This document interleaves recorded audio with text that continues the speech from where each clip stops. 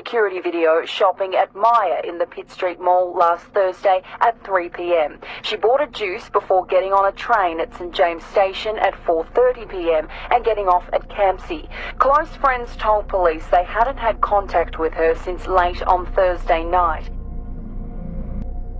A sunny Saturday afternoon in Sydney, a 25-year-old woman browses through a shopping centre, picking up groceries, maybe thinking about what she'll have for dinner. Security cameras catch her moving through the aisles, just another face in the crowd, living another ordinary day. Within hours, that same woman would be dead. This is the story of Michelle Leng. And I'm warning you now, this case will make you question everyone you think you can trust. Let me introduce you to Michelle Leng, 25 years old, originally from China, but she'd made Sydney her home. She was one of those determined young people you see everywhere in big cities, working hard, studying at university, building a future brick by brick. Michelle was kind. That's what everyone said about her. Sweet. Trusting. The type of person who'd help family without thinking twice, who'd show up when people needed her. She was close with her extended family.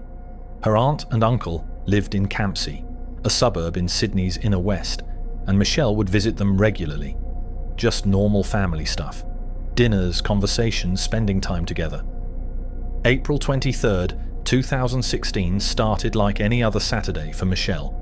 That afternoon, she went shopping. CCTV cameras captured her at a shopping centre, just doing normal weekend errands. She's browsing, she's picking up items, she's completely absorbed in the mundane tasks of everyday life. If you saw that footage, you'd never know you were looking at someone with just hours left to live. Sunday, April 24th, 2016. When Michelle didn't come home Saturday night, her family started to panic. This wasn't like her. Michelle was responsible. She always checked in. She always came home. By Sunday morning, they knew something was catastrophically wrong. They reported her missing. Police started searching, started piecing together her last known movements. And then, later that day, someone made a discovery at Malabar, a beautiful coastal area in Sydney's eastern suburbs. The kind of place with stunning cliff views and crashing waves. There's a spot there called Snapper Point. And at Snapper Point, there's a natural blowhole. One of those rock formations where the ocean surges up through holes in the cliff face. That's where they found a body. A young woman's body. And the condition? Horrifying. She'd been strangled, stabbed multiple times. There were signs of sexual assault. The violence inflicted on her had been brutal, sustained, personal. This wasn't random. This was rage. This was someone who wanted to hurt her, to violate her, to completely destroy her. She'd been wrapped up and dumped into the blowhole like garbage, left for the ocean to claim. It was just after 10:30 this morning. Police were called to Snapper Point following reports a woman's body was found face down in a blowhole. Emergency services worked to recover the body. Police immediately knew they were looking at a murder, a particularly vicious one. Postmortem revealed that the woman had suffered a number of wounds, significantly some stab wounds. Our interpretation of the situation is that she suffered a violent assault prior to her death. The description of the woman, who at this point in time have not identified, is an Asian female aged between 20 and 35, medium build, shoulder length hair. She has no distinguishing tattoos or scars on her body. Her body was naked when it was found in the water, and all jewellery had been removed. Anybody who knows this woman or knows anything about this crime is urged to contact police. And then came the identification. The body was Michelle Leng, the 25-year-old woman who'd been shopping just yesterday, who'd gone to visit family, who'd had her whole life ahead of her. Now she was dead, murdered, discarded in the ocean. The question burning in everyone's mind was simple. Who could do this? Detectives started working backward, tracing Michelle's final movements. The shopping centre CCTV showed her alive and well Saturday afternoon. Normal. Safe. So what happened between then and Sunday morning when her body was found? Investigators pulled more footage. They found cameras near her aunt and uncle's house in Campsie. And there it was. Michelle arriving at the property Saturday evening, around 6 p.m. But here's the thing, she was never seen leaving. The cameras showed something else though. Later that night, around 11:47 p.m, a car left the property, and in that car there appeared to be a large object, something wrapped up, something heavy.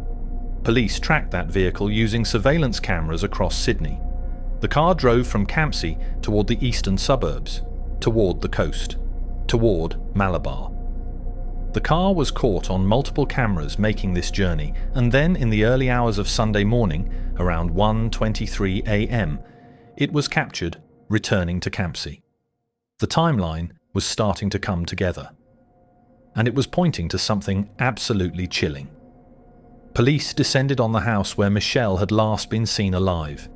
It belonged to her aunt and uncle, family, people Michelle trusted.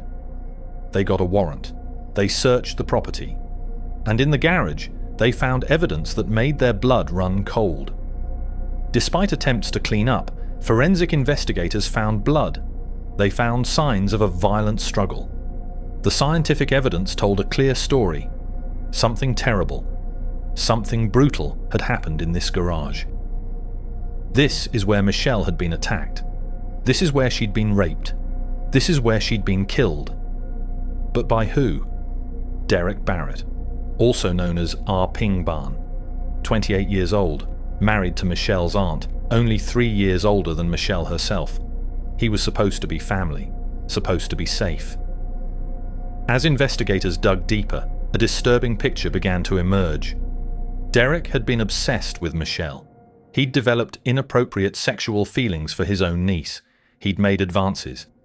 And Michelle, kind, trusting Michelle, had rejected him.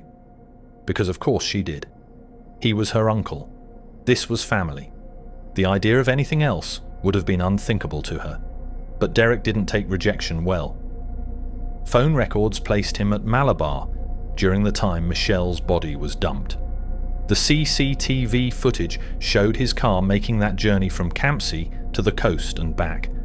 The forensic evidence in his garage was damning. When police brought him in for questioning, Derek tried to play the concerned uncle. He claimed Michelle had left the house that night, and he had no idea what happened to her, but investigators had him dead to rights. Derek, can you explain why your car was seen leaving your property with what appears to be a large object around midnight? Can you explain why your car was captured driving to Malabar, exactly where Michelle's body was found? Can you explain the blood in your garage? His story fell apart. The evidence was overwhelming. Here's what happened on April 23rd, 2016. Michelle arrived at her aunt and uncle's house for what she thought was a normal family visit. She trusted these people. She had no reason not to, but Derek had been planning this, waiting for his opportunity. That evening, he lured Michelle into the garage, and that's where he attacked her. First, he raped her. He violated her in the most horrific way possible. This was his own niece, someone he'd watched grow up, someone who trusted him, someone who probably never imagined he'd be capable of something like this. Michelle fought. The evidence showed she fought hard, but Derek overpowered her.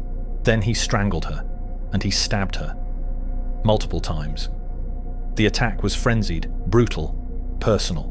He killed her because she'd rejected him, because his sick obsession couldn't handle being told no, because in his twisted mind, if he couldn't have her, nobody could. After murdering Michelle, Derek wrapped her body, possibly in a sleeping bag, and loaded her into his car. The CCTV cameras caught all of this, him loading what he knew was his niece's body into his vehicle with cold, methodical calculation. He drove to Malabar, to that blowhole at Snapper Point, and he threw her away.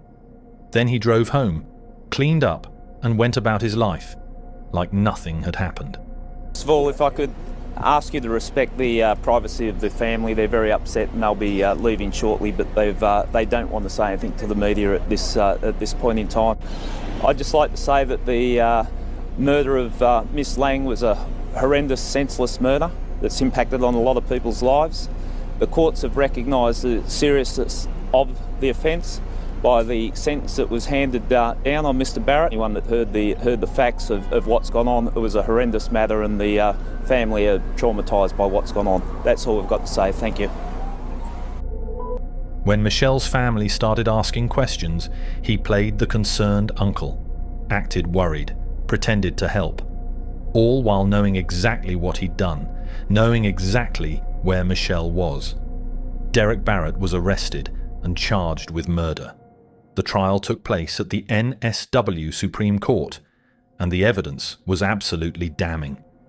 Prosecutors showed the jury everything. The CCTV footage of Michelle shopping that afternoon, alive, normal, unaware that these were her last hours of peace.